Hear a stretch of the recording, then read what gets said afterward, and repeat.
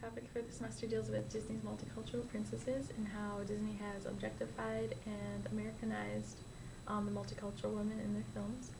And I thought this would be a good thing because of the exotic beauty theme that we've had in the class, because of the fear of miscegenation, which is a big theme in the Disney movies as well, and just because of, you know, the stereotypes that we see in all these movies, even the ones for children, and how they can have such a profound effect on us.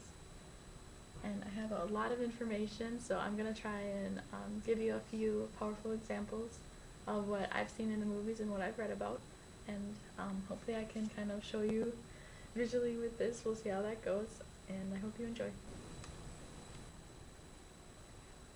Okay, so I have a lovely list here. There's a ton of stuff I would love to go over, but we're not going to have time for every example in the video. So what I'm going to try and focus on is, you know, the physical appearance is a big one.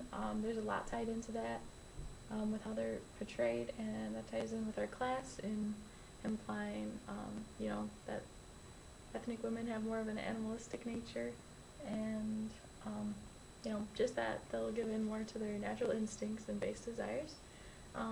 Another thing is going to be with the misrepresentation of culture and how we've twisted things so that it's easier for Americans to process, and it's, you know, just more colorful and more entertaining than what it would be if we were more accurate with it. There's also fear of miscegenation is a big one. You can see that really clearly in the Disney movies, and how, like, why were these movies produced? There's a lot of political reasons, obviously money. So hopefully we're just going to be able to go over a few of these examples, and I'm going to try and draw a couple things out so we can see, and I hope you enjoy.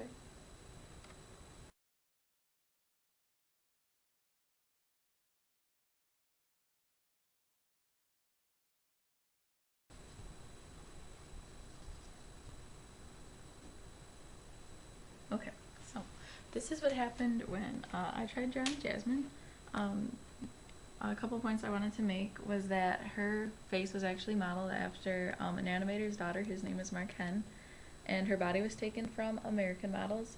And as you can see, the only difference would be her eyes as opposed to a typical Caucasian woman or the Caucasian standard of beauty, and the fact that her skin was darker, which I can't really show here, but just darker than the typical Caucasian tint.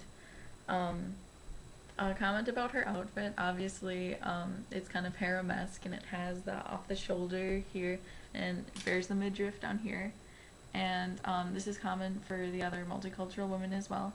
Pocahontas also has bare shoulders, you know, low cut top. She has a skirt with a slit up the side that you can, you know, see her legs when she's running. Esmeralda is a big one. She has an extremely low cut top, and she has a really, you know, a really tight pulled in waist to show, you know, the hourglass figure and the really mature, womanly, sexed up body type that she has. Another thing with the multicultural women is that they have sharper facial lines, just to show that they're more mature. Especially with Pocahontas, you can see that pretty easily with the sharper face as opposed to the Caucasian princesses such as Ariel or Belle. They have much rounder faces, rounder eyes, and they just look a lot younger. Another important thing to mention that ties in with the costuming is the increased physicality in the roles of the multicultural women. Pocahontas is always moving, kind of like displaying her body almost and her athleticism. Mulan actually, you know, goes and poses as a man and has to do a whole lot more physical work than was ever required of other princesses. And Jasmine has an actual seduction scene where she's attempting to distract Jafar and, you know, save Aladdin at the time, and that says a lot. I think it's kind of hinting at the supposedly more primal nature of multicultural women and how they'll give into like animalistic tendencies. There is some definite disrespect to the culture in the movies that I never knew about. One example that I liked was how Mulan's name, when she went to her male character Ping, how it's actually a pun in Chinese, and how they changed it when they dubbed it in actual Chinese so that it wouldn't be so disrespectful, and this is what it looks like.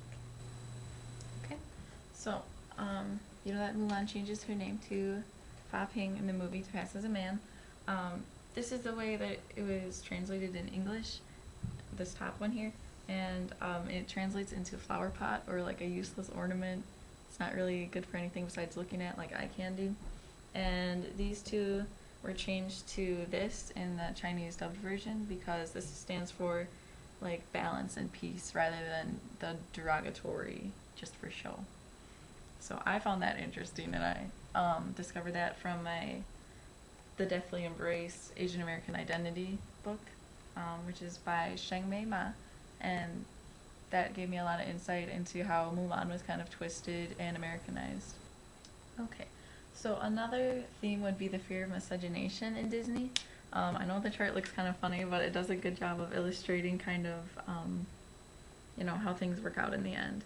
Basically, I have a few examples of Caucasian princesses that, you know, they always get their white knight in shining armor at the end. Pocahontas, even though she was allowed to have a romance with John Smith, Disney couldn't twist it enough to make it, you know, work out. And, you know, it was agreed that they were better off each with their own people. Tiana is the newest one, and I think that movie shows the most improvement with the fear of miscegenation and kind of toning that down a bit. But, you know, he's not white, so it doesn't totally count. Like, he's from a made-up country, he has an accent, and he's not quite Caucasian, so I don't think we're quite there yet. But Mulan, she gets her man, but he's Chinese too, so, you know, stick with your own kind. Esmeralda gets to be with a white guy, but there's really no hint of marriage at all. Like, there's nothing implied there, so that's a little sketchy. And there's the politics of why these movies were created. These movies weren't necessarily made to tell the story of another culture and lift them up. You know, so much of it is just about entertainment, it's about money, and of course there's politics involved, as in everything. Aladdin was made around the time of the Gulf War, kind of try and smooth things over and let us see, you know, give us a little taste of the Middle Eastern culture, supposedly. The Chinese government was offended by a movie that Disney had funded called Kundum, which kind of told the story of the Dalai Lama and showed the Chinese government in a really bad light. And Mulan was made to try and smooth things over and try and keep them working with us because we valued their business. So just, I don't know, I discovered a lot of interesting reasons for why these were created, why things are twisted and changed in all of these movies. And I do believe that we're making progress, especially in some of the more recent movies, especially in The Princess and the Frog. That's a huge step forward to get an African-American heroine. But I believe that there's a lot that Disney has twisted and a lot of damage has been done because of the stereotypes that they created. And so that's my presentation. I'm sorry the drawings weren't up to par, but there you have it. I hope you enjoyed.